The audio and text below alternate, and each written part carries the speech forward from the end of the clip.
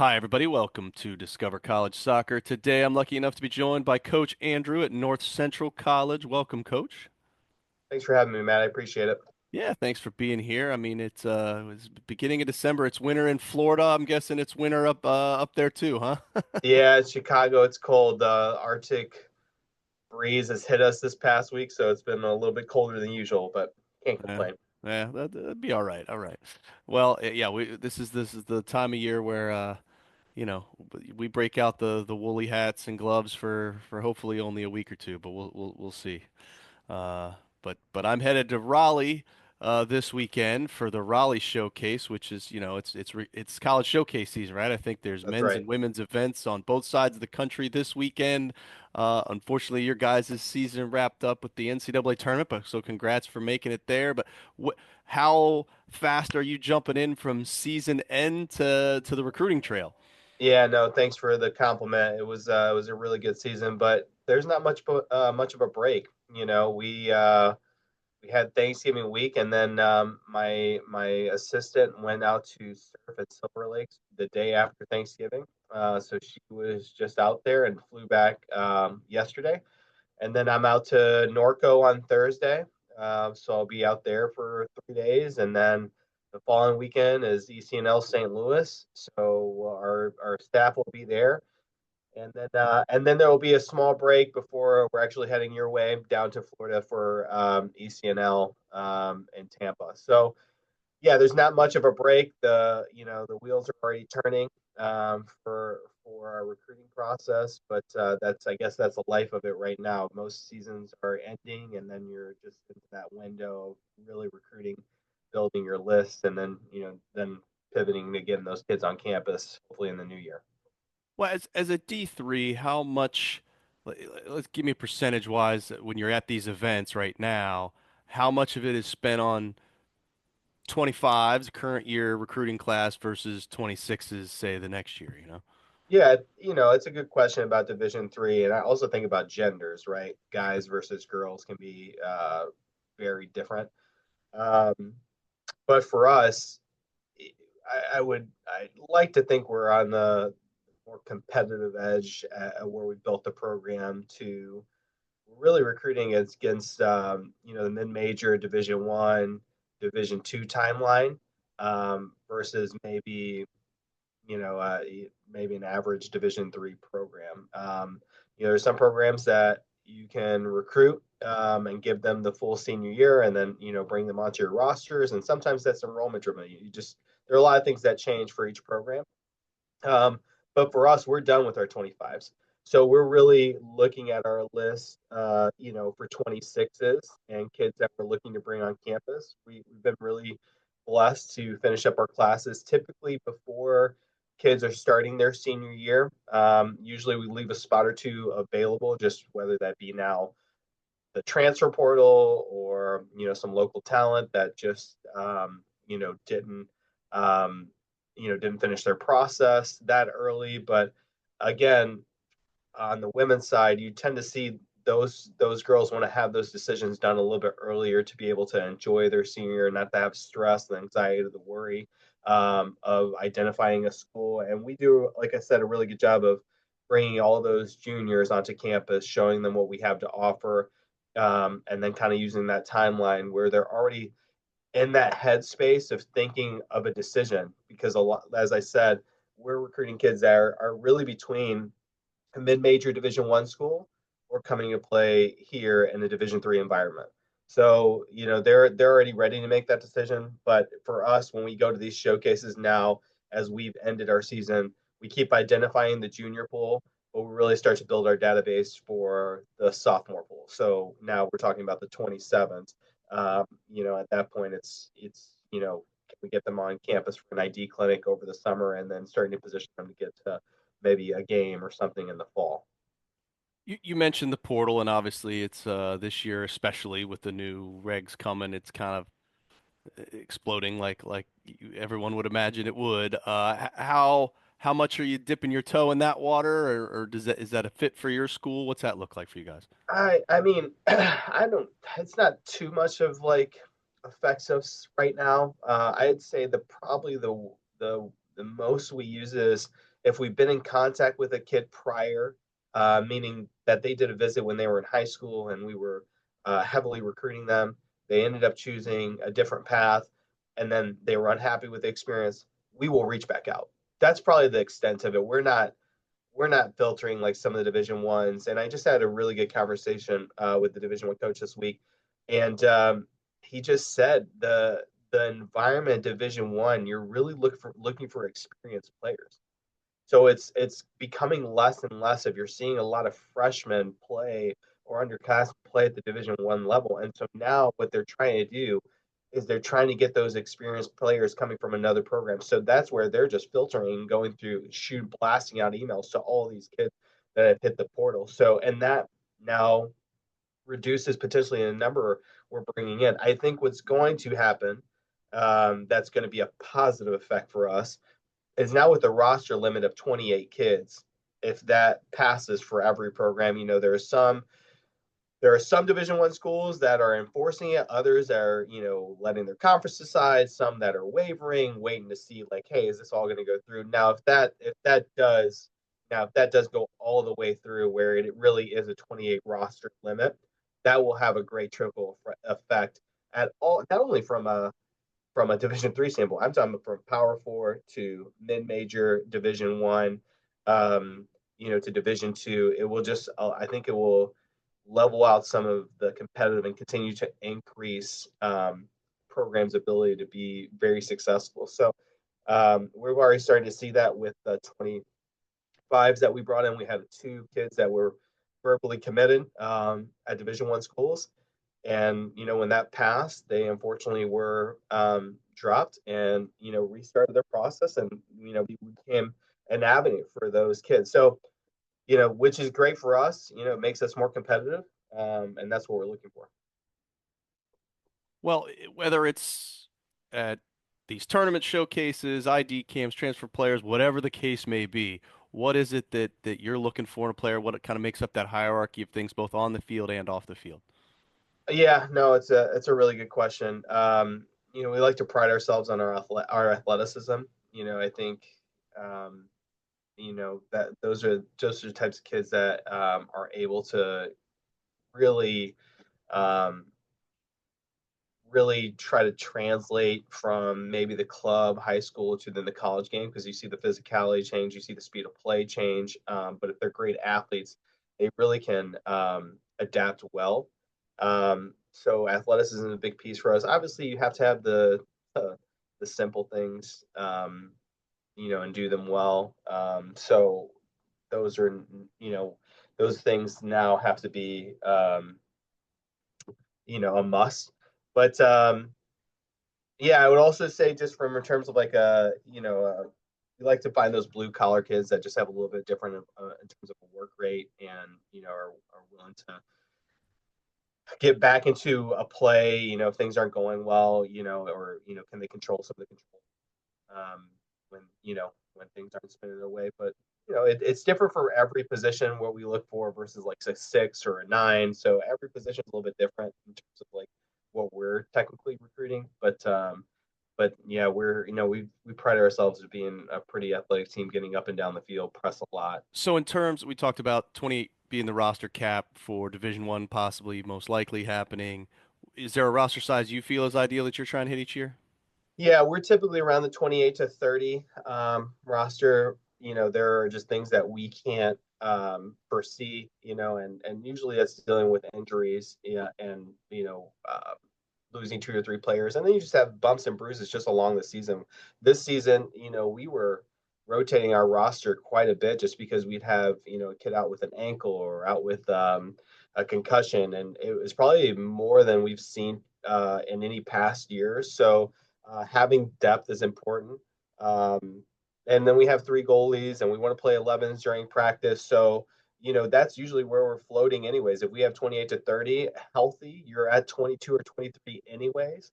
And then we travel everybody. Everybody's part of our experience, which is nice, because we know that there are travel rosters. And I think that 28 to 30 spot is, it's right there where you can still include everybody. Anything higher than that, it tends to get more difficult, and obviously more expensive from a budgetary perspective. No, that makes sense. Well, let's talk a little bit more about the school. Maybe some folks not familiar with North Central. You've been there a few years now. What have you found that's really exceptional about the school? Some things that are awesome, maybe some things we wouldn't even know by going through the website. Yeah, I mean, for those who haven't been to Naperville, I'd say that it's a great destination. Just in terms of people wanting to get to the western suburbs of Chicago. It's one of the safest cities in the country, so I think it offers a unique experience where our campus is in a residential community, which is sometimes seen at some colleges, but then next to it is a really bustling downtown area with shopping opportunities, restaurants, hotels, and just it creates this unique environment where it gives our kids an opportunity to explore different options, to find different opportunities, and most importantly, to allow their network to grow, no matter what field they might be in, whether that be education, because we have an influx of um, elementary, middle schools, high schools in our area, in the DuPage County area. From a health and science standpoint, if you're thinking something in the medical field, just an opportunity to either shadow or work at a hospital or work at a clinic, just the surrounding opportunities with that. And then business is another big one, and as I mentioned before, but the proximity to Chicago as well. You have the metro that can get you to the city within 40 minutes. And we've had kids that have taken those opportunities, so I think that's how our kids are able to find a lot of success outside the classroom, just because it's not a remote location. It's very well connected. There's also a lot of resources, so that's helped. And just the college itself has really invested, like most places, has invested just in that health and science realm, whether they've added, nursing or PA or PT, and those are programs that we've added in the last 7 to 8 years, and buildings to continue to enhance those experiences and those resources. So North Central is, yeah, a lot of people come to Naperville and like, man, how do you not get kids here? It really sells itself. So we're really fortunate to be able to recruit from that aspect, and I think it's proven itself. We have some of the best Division III athletic programs in the country in so many different sports. Our football team has been to the Stag Bowl the last 3 or 4 years. Basketball's been to the Final Four multiple times. Baseball's been to the World Series. So women's soccer, men's soccer, Enzo on the other side. We've really put both programs on a national platform, which is great. It's keeping up with the other sports here now. And I think we're both now trying to kind of get over the hump of getting past the first weekend of the NCAA's. But I think it's coming with time. Yeah, cool. Well, you mentioned that those resources and things, and a lot of times, for student athletes coming to college for the first time, balancing the demands of the classroom and the soccer field can be tough. So what resources are available to really help them both on the field and off the field be successful?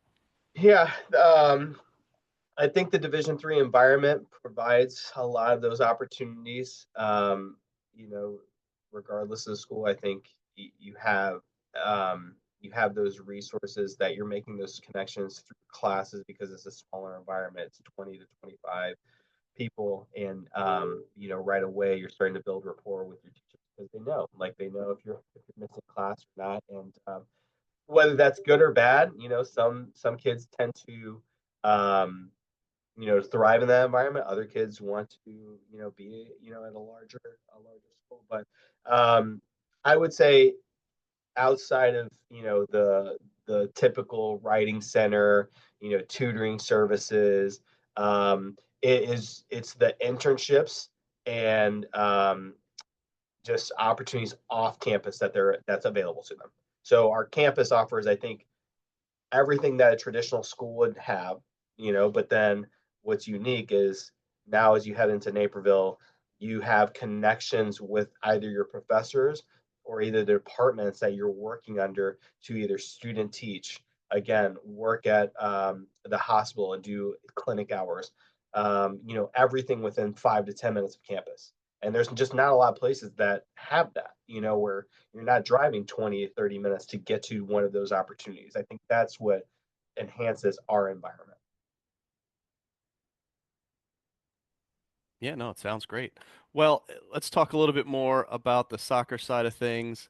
Um, in terms of, take me back to say mid-October, right before the conference tournament, but you're in the heart of that conference season. Like, walk me through what does a week look like for a player in terms of when are practices, games, classes, meals, all that kind of stuff. Yeah, it's a great question. Just how our season lays out. I think prior to that, we really challenge ourselves playing some of the best competition in the country, where we played six teams in our non-conference season that made the national tournament.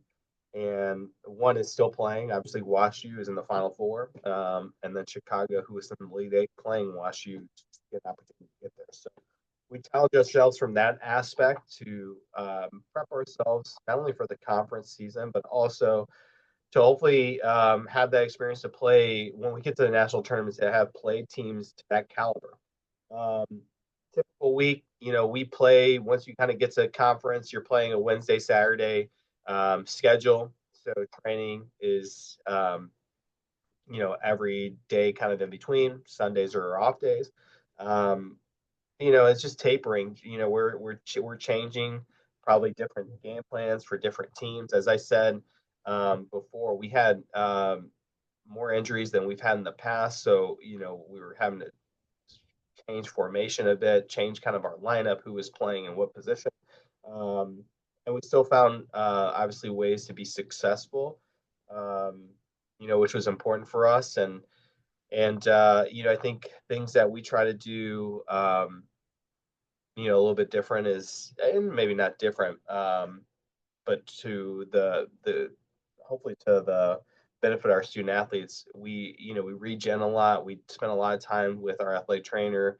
Kids that have played quite a bit are doing recovery workouts, especially at that time of year. So, and they're lifting and doing those things to continue to do the injury prevention to be um, fully healthy throughout the season. So our athletic training staff is just incredible. They do a great job of trying to keep our athletes as healthy as possible. But yeah, I'd say that's what the month of October looks like. And then obviously, you're playing for opportunities to try to host within your conference tournament, and then to make a run once you kind of get to that November.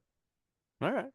Well, we talked a little bit about your roster size, but besides players, there's staff. So besides yourself, what other staff help out with the team? Maybe what other athletic department stuff help out with the team? What's that look like? Yeah, we're fortunate from a Division III perspective. Having be hit and miss.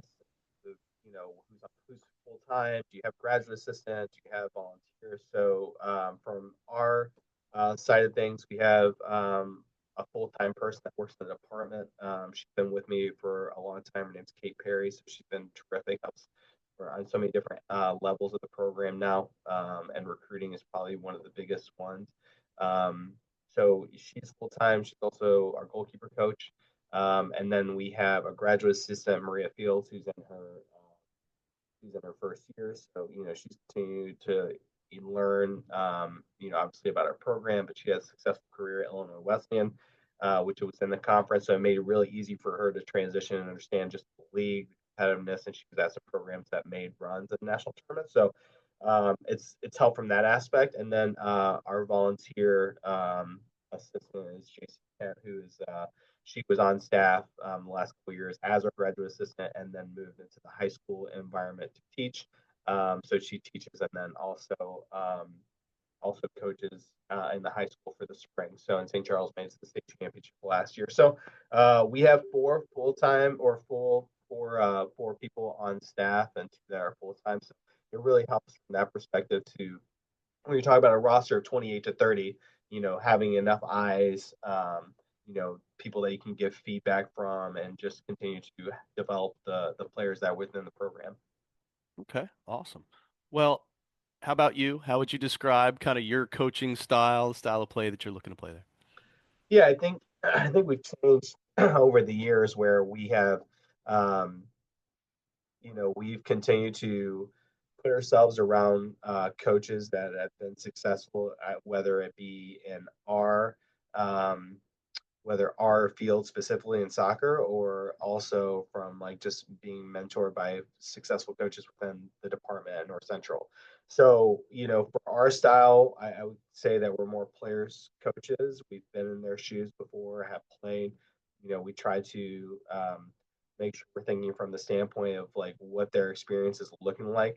But we're also asking them to compete at a really high level. So really competitive through training to prepare themselves for games. Um, but I think we continue to hopefully shape within like um, as the modern game continues to change, whether we're using analytics or we're using different ideas of how, like I said, to properly use recovery for our student athletes. So I think adaptable is key to our staff, and I think that's what we continue to be. All right. Well, in terms of the off season, right? You get 2 seasons here, so Yeah. you're entering that winter quiet period, but focused on recruiting. But in terms for the players, what's that spring look like? Briefly, what is it that you focus on, and what would the players get out of that? Yeah, I think what's really changed and has been nice is now the dates are different at Division 3. It used to be you get 15, and that was always after the spring break at a school. Um, but now with having 24 dates that you can spread out from the start of essentially the second semester to the end, we use those to full capacity. So we're actually we'll be training in a month. So, the facilities, especially in Chicago, it's not like we can go outside in January because it's a little bit chilly. But we use our facilities where we'll train once a week, and then the girls will do strength and conditioning twice a week. So that keeps them active, keeps them getting touches on the ball. It keeps them working in the weight room where they are working with a strength and conditioning coach and developing athletically. So, you're talking about 3 times a week that they're continuing to do work throughout the winter. Where it used to be that lag period of about 6 weeks where weren't really doing anything prior, and it was more on their own, and but that has really helped. You can see the development of kids. We saw that last year with a huge jump from players from their sophomore to junior or freshman to sophomore year, and I'd probably say that was the big difference between like the levels, right? If you think about Division 1, Division 2, they're using their hours, they're using 8 to 12 or whatever that might be, and they're continuing to get touches and work throughout the off season, so you can see their growth. And I think now we're benefiting from that, and that our kids are really excelling. So yeah, in 1 month from now, we will be getting touches on the ball, which is crazy to think, as we think about down period and from a rest perspective, from like a coaching staff, because we're recruiting that right now. But I think it's a benefit to our program, and I think that's why we've seen a lot of success. Yeah, for sure. Well, Coach, you've been generous with your time. I got one last question for you, and that is if you had one piece of advice for folks going through this college recruiting process, what would that be? Yeah, that's a really good question. And we tend to tell people not to rely on others throughout this process, right? To really take control at the wheel, to identify the aspects that are going to be meaningful to you in your process. You can find good, bad, average at any level.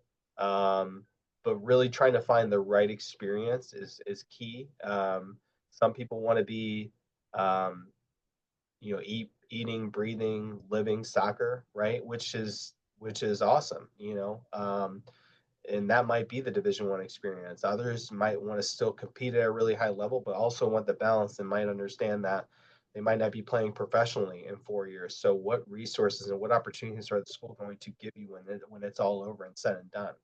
But really not relying on others in this process, um, finding the schools, whether that's the radius that you want to be in, or maybe the size, or specifically the major that's going to be key to what you want to study. Then you think about competitive program, all those things. Find the 4 or 5 factors that are going to be really meaningful for you to help you narrow down your search. It's hard to go into a process, be really broad, and say, well, I'm into anything. I'd like to be anywhere. Well, there are 1,000 schools that you can play at in any level, and but how do you start to narrow down that list?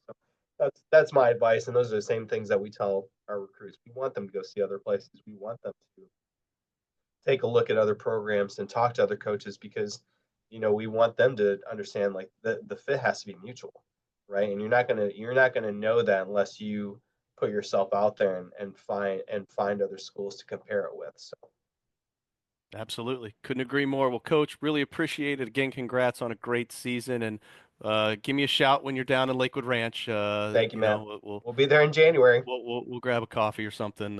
It's in my backyard. So Sounds good. Happy all right. holidays, man. All the best to you and your family. Likewise. Take care.